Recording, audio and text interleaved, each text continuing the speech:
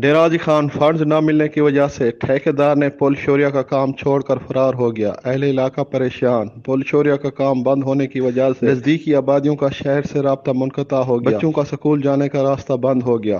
یہ جو سمینہ سادات کا علاقہ ہے جو پل شوریا تے اپنا پل ترٹی پی ہے اندر واسطے انتظامیہ کوئی لایا عمل نہیں کریں دی پئی۔ تقریباً کوئی 15 روز کنے یا 20 روز کنے ہوئے تو 3 مہینے کنے یہ سلسلہ میں جاری تھی ہے۔ بس سرے دے پہ تھوڑے سامنے آمن کا رستے کہیں نہیں، رستے دشوار ہے، لوگ بہت ذلیل ہیں، نہ کوئی 11-22 ہی سائڈ پہ آ سکتی ہے۔